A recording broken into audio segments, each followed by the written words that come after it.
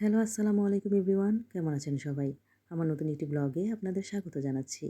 আজকে আমি আপনাদের তৈরি করে দেখাবো অত্যন্ত সুস্বাদু মজাদার মুখরোচক একটি রেসিপি আখনি বিরিয়ানি। সিলেটের এই ঐতিহ্যবাহী রেসিপি আশা করি আপনাদের ভালো লাগবে।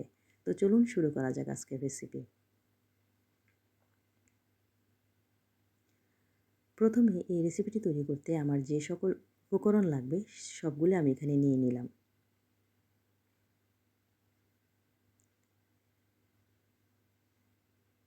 এখানে আমি নিয়ে নিয়েছি গরুর মাংস ১ কেজি পরিমাণে। নিয়ে নিলাম চিনি গুঁড়া চাল ২ কাপ পরিমাণে। আপনারা চাইলে এখানে যে কোনো চাল নিতে পারেন। নিয়ে নিলাম গাজর, মটরশুঁটি হাফ কাপ পরিমাণে, আদা বাটা, রসুন বাটা, জিরা বাটা, পেঁয়াজ বাটা, টক দই নিয়েছি ২ টেবিল চামচ পরিমাণে, আলু বোখরা নিয়েছি ৪-৫টি, গোলাপ জল নিয়েছি এখানে। গুঁড়া মশলা নিয়েছি আমি মরিচের গুঁড়া, ধনিয়ার গুঁড়া, আখনির মশলার গুঁড়া ১ টেবিল চামচ পরিমাণে, লবণ নিয়েছি ১ টেবিল চামচ পরিমাণে, লবঙ্গ নিয়েছি ৪-৫টি, এলাচ নিয়েছি ৪-৫টি, দারচিনি ২টি, তেজপাতা নিয়েছি ২-৩টি, কাঁচামরিচ নিয়েছি ৪-৫টি। এখন আমি মাংসের সাথে মশলাগুলো ম্যারিনেট করে নেব। তো চলুন শুরু করা যাক আজকের রেসিপি। এখানে ১ কেজি মাংসের সাথে আমি দিয়ে দিলাম রসুন বাটা ২ টেবিল চামচ পরিমাণে, আদা বাটা ২ টেবিল চামচ পরিমাণে, সাথে দিয়ে দিচ্ছি পেঁয়াজ বাটা ২ টেবিল চামচ পরিমাণে, দিয়ে দিচ্ছি জিরা বাটা ২ টেবিল চামচ পরিমাণে, লবণ দিলাম ১ টেবিল চামচ পরিমাণে, মরিচের গুঁড়া দিয়েছি ১ টেবিল চামচ পরিমাণে,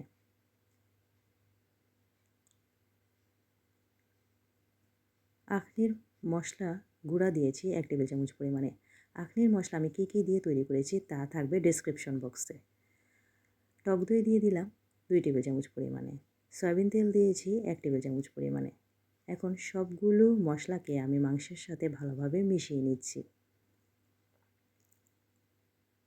মাখানো হয়ে গেলে এই পর্যায়ে আমি ঢাকনা দিয়ে রাখবো ১৫ মিনিটের জন্য।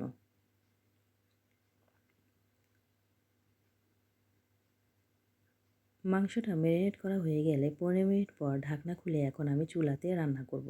এজন্য একটি পাত্রে দিয়ে দিলাম ২ টেবিল চামচ পরিমাণে সয়াবিন তেল, সাথে দিয়ে দিলাম পেঁয়াজ কুচি ২ টেবিল চামচ পরিমাণে, গোলমরিচ দিয়ে দিলাম ৬-৭টি, এলাচ দিয়ে দিলাম ৪-৫টি, দারচিনি দিলাম ২-৩ টুকরো, সাথে দিয়ে দিচ্ছি তেজপাতা ২টি। সবগুলো উপকরণ ভালোভাবে একটু ভেজে নিচ্ছি। বাদামি হয়ে আসলে এই পর্যায়ে আগে থেকে ম্যারিনেট করা মাংসগুলো দিয়ে দিলাম। নেড়েচেড়ে ঢাকনা দিয়ে রান্না করব ৫ মিনিটের জন্য, মাংস থেকে পানি বের হয়ে আসা পর্যন্ত। এ পর্যায়ে চুলার আঁচ মিডিয়াম থাকবে। ৫ মিনিট পর ঢাকনা খুলে আমি একটু নেড়েচেড়ে নিচ্ছি। দেখতেই পাচ্ছেন মাংস থেকে পানি বের হয়ে এসেছে। এ পর্যায়ে মাংস এবং মশলাটি মাখা হয়ে আসার জন্য আমি আবারও ঢাকনা দিয়ে ২ মিনিট রান্না করব। ২ মিনিট পর যখন মাংসটা মশলার সাথে মাখা হয়ে আসবে এ পর্যায়ে আমি আগে থেকে তৈরি করে রাখা গরম পানি দিয়ে দিলাম ২ কাপ পরিমাণে। ঢাকনা দিয়ে আবারও রান্না করব মাংসটা নরম হয়ে আসা পর্যন্ত। যখন মাংস এবং মশলা মাখা হয়ে আসবে এ পর্যায়ে আগে থেকে ধুয়ে পানি ঝরিয়ে রাখা চালগুলো দিয়ে দিলাম। চালগুলোর সাথে মাংস ভালোভাবে মিশিয়ে নিয়ে এ পর্যায়ে আমি দিয়ে দিচ্ছি আগে থেকে তৈরি করে রাখা গাজর এবং মটরশুঁটিগুলো। বাদাম বাটা দিয়ে দিলাম ২ টেবিল চামচ পরিমাণে। সবগুলো উপকরণ নেড়ে ছেড়ে এখানে আমি গরম পানি দিয়ে দিলাম ৪ কাপ পরিমাণে। দিয়ে দিলাম কাঁচামরিচ ৪-৫টি, ঘি দিয়ে দিলাম ১ টেবিল চামচ পরিমাণে, গোলাপ জল দিয়ে দিলাম ১ টেবিল চামচ পরিমাণে।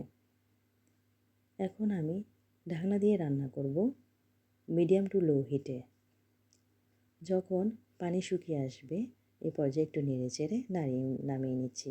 ব্যাস তৈরি হয়ে গেল আমার সুস্বাদু মজাদার সিলেটের ঐতিহ্যবাহী আখনি বিরিয়ানির রেসিপি। আশা করি এই রেসিপিটি আপনাদের ভালো লেগেছে। ভালো লাগলে আমার চ্যানেলটিকে সাবস্ক্রাইব করবেন, লাইক, কমেন্ট, শেয়ার দিতে ভুলবেন না। পরবর্তীতে হাজির হব নতুন কোনো মজাদার সুস্বাদু রেসিপি নিয়ে।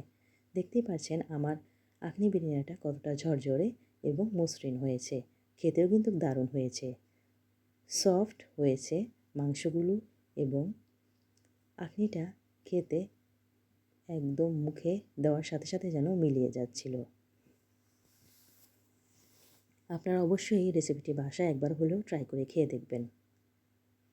যারা ভোজন রসিক তারা নতুন নতুন রেসিপি ট্রাই করতে ভালোবাসে। আজকের মতো বিদায় নিচ্ছি। ভালো থাকবেন সবাই। আল্লাহ হাফিজ।